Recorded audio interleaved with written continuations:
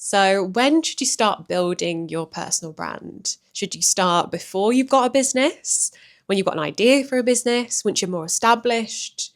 From your experience, when would you say is the best time to start building? I'll just start now, today, like right now. Anybody watching this, they should start their personal brand now. So I think about all the stuff that I've done, and I didn't think about my personal brand at all. And as a result, people don't know those stories, those experiences, those ideas, those thoughts that I had at the time. And knowing what I know now, that's just crazy. So I try not to beat myself up about it, because I didn't do it. Move on. I'm doing it now. But yeah, just start now. But again, think about context.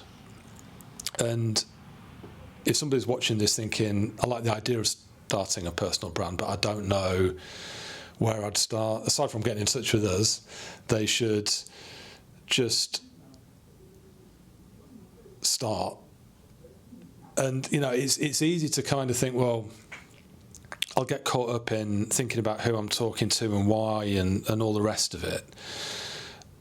But you can get to that point. I think back to what I was doing and the jobs I had at the time.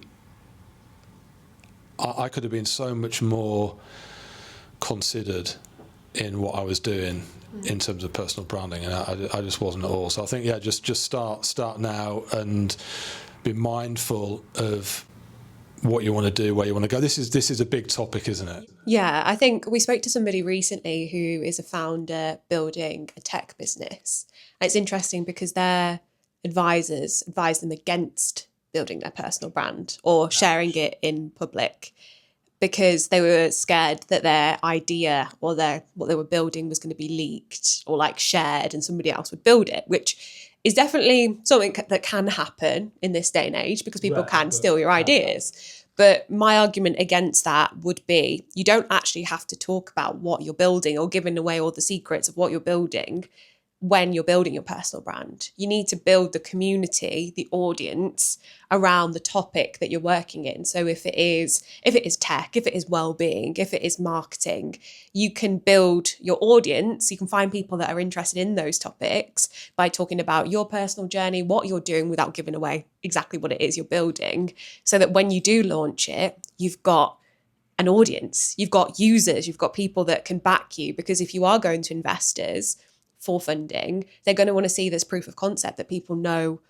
that they're actually going to use the product or the service, whatever you are creating, is actually wanted by those users. So when I hear that kind of advice from people that are advising businesses to not be promoting it, it frustrates me a lot, because I think they're missing a lot of opportunity. And there's, especially in the UK and British culture, we don't really shout about what we do anyway. So it's very easy when somebody turns around and says, oh, you don't need to do that. You don't need to do that yet.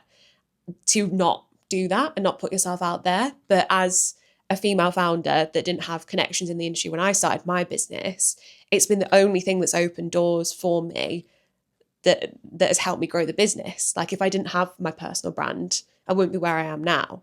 So it's definitely something that I feel quite passionate about. And I'd agree with you that I think start as soon as possible. But what would you say to people that are like, I only have an idea, I have an idea for something. I'm not a business owner yet. I'm not ready. What would you say to those people? I would say work with what you've got. And if you've got an idea, well, talk about the idea. The chances of somebody stealing the idea is so remote, but I take the point that it can be a concern, especially for tech companies. But people want to be part of a journey. It's interesting, right? I mean, it's crazy how people just aren't jumping on the personal brand opportunity as much as they should be right now, because it's the age of authenticity. AI, it can't build what we can build as people putting ourselves out there with our experiences, thoughts, ideas, perspectives, all of that stuff. So I would say just start with what it is you're focusing on right now. If you're not sure, just go with it. And if you don't want to talk about the idea, talk about something that's based around the idea. You know, give it context of, I'm moving forward in this particular space, and you could talk about your experiences in learning new things and your thoughts on those things, your own version of theories and things like that, because there's just so much that people will be interested in. They'll be interested in seeing you, hearing from you, your take on things. So yeah, don't get caught up in the what ifs and future thinking, because it never plays out how you imagine. You've just got to start and move forward in the space that you're interested in, and that might change. It probably will change, but at least you've started, and you've started to build an audience. Like you said, we see so many people who they'll work behind the scenes, going through so much, all the struggle, the ups, the downs, all the lessons, everything, the experiences, and keep it hidden. No one knows. And then at the end, they reveal to who that they have something now. There's nobody there, right? So it's kind of crazy. And for somebody to advise somebody not to build a personal brand, that's very blinkered, because I guess they were thinking, yeah, don't put the idea out there because someone might steal it. But there's so much other stuff that they should be putting out there to build an audience.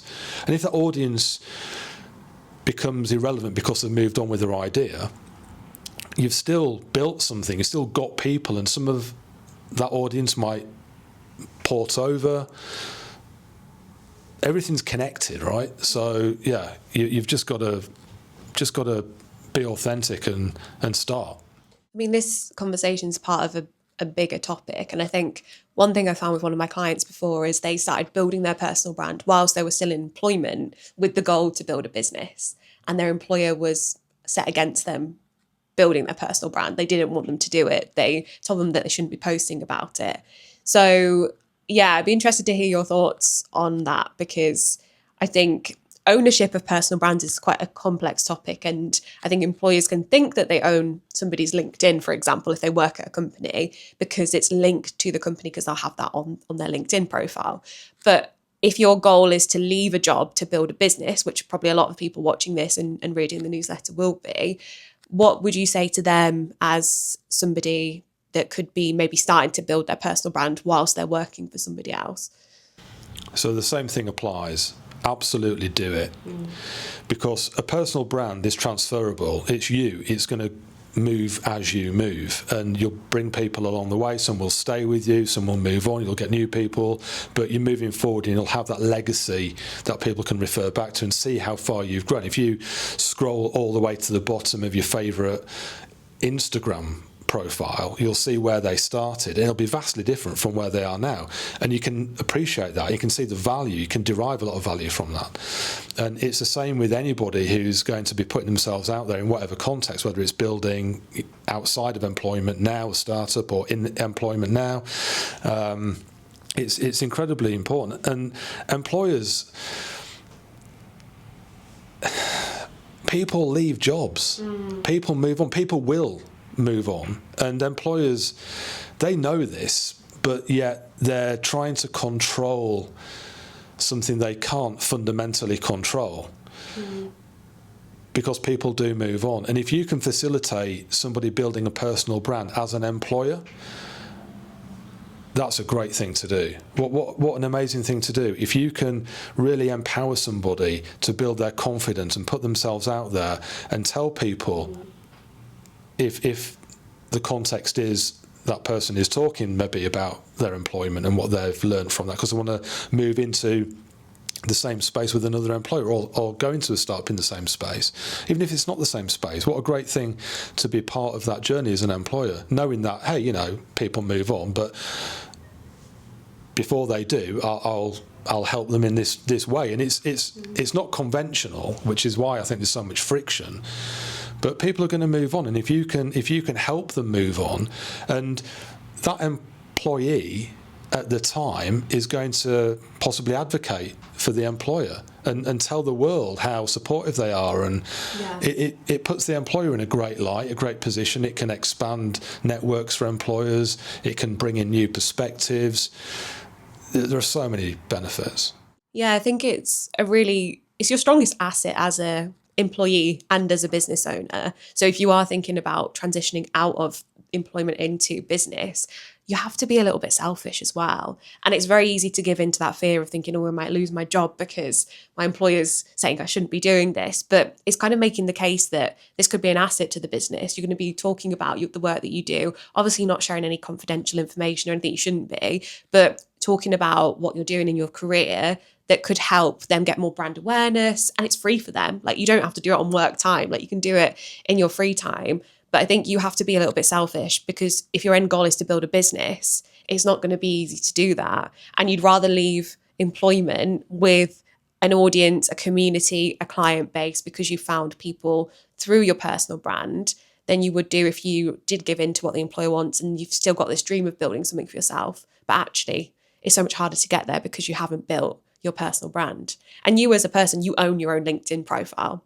Your company that you work for doesn't own it. So it's utilizing that and making sure that you're making the most of that in order to help you transition out. But I wanted to bring that up because I know that's a big point of friction for a lot of people that are wanting to start a business but haven't quite got there yet. And they want to start to build something for themselves first. So huge. It's the same principle of somebody working behind the scenes to then release a product to no audience because they haven't built a personal brand throughout the process. They haven't brought anybody on. No one's invested in their journey because they haven't told anyone about it.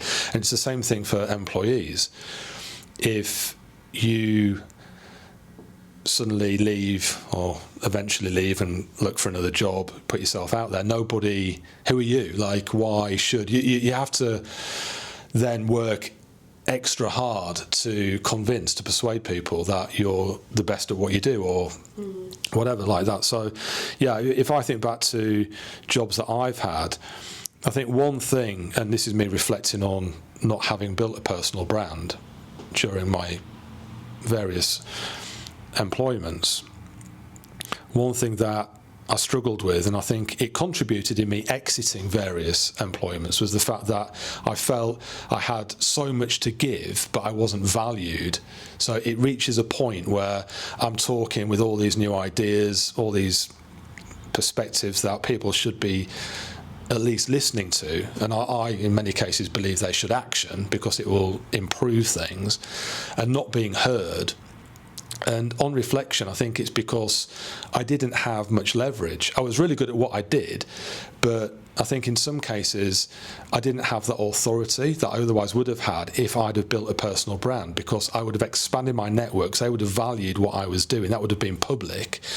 That would have gained more acknowledgement, and acknowledgement builds reputation, and reputation builds leverage. So I didn't do that, and I really kick myself because, you know, I've done some like really cool things and worked with some really high profile people and been to some amazing places, a lot of behind the scenes stuff. I mean, wow, I've been to some amazing places, like buildings in London that people typically don't get access to. And yeah, I didn't tell anyone about it. You know, they're memories for me, which is great, but if I'd have had a strategy to put myself out there from a personal branding perspective, I would have built more authority, more credibility, and had more leverage. Okay, so what would be your hot take that somebody could take away from this conversation? Just put yourself out there. It doesn't have to be video like we're doing now. I mean, it's taken a while for me to build up to video, but, you know, just do it. People are interested, and we have a strategy and it's aligned with what people are interested in. People are responding to that, and people will respond. So just get yourself out there. If it's writing a post, putting your picture out there, which I absolutely recommend because people relate to people more than just words, but just start and don't give up at the first hurdle. Because I was speaking to somebody the other day, I asked how their YouTube channel was going. I'm not working with them, and they'd got 6 likes on the YouTube channel. Demotivated. I'm not doing it. You know, come on, you've got to like just keep going because it takes time. You can't just expect to put yourself out there and everything to light up. It just doesn't work like that. So yeah, you just got to build up the momentum. The more you do that, the more visibility you'll get, and it'll just grow. But you've got to start, and you've got to start today. I would say don't underestimate the power of compounding, because it takes time. And like you said, you're not going to see that growth straight away. Like you're not going to go viral overnight. But actually, if you invest in it regularly, like I've been building my personal brand on LinkedIn for 2 years now consistently. And now I'm on almost 18,000 followers, which it's not all about the follower count, but the opportunities I've got off the back of that have been incredible. And it wouldn't have happened if I hadn't have pushed through the dips and feeling demotivated and not wanting to do it. So I've seen that, right? Yeah. I came in and, I was linked out for a time, and I came in and I saw the impact that you're making and the results that you're getting through brand partnerships and people reaching out to work with you directly, all through your personal brand. And I'm like, whoa, this is real. This is a thing, for real. Yeah, it's just investing for the future as well, which is really important. So yeah, if you take anything away from today's conversation, it's start now.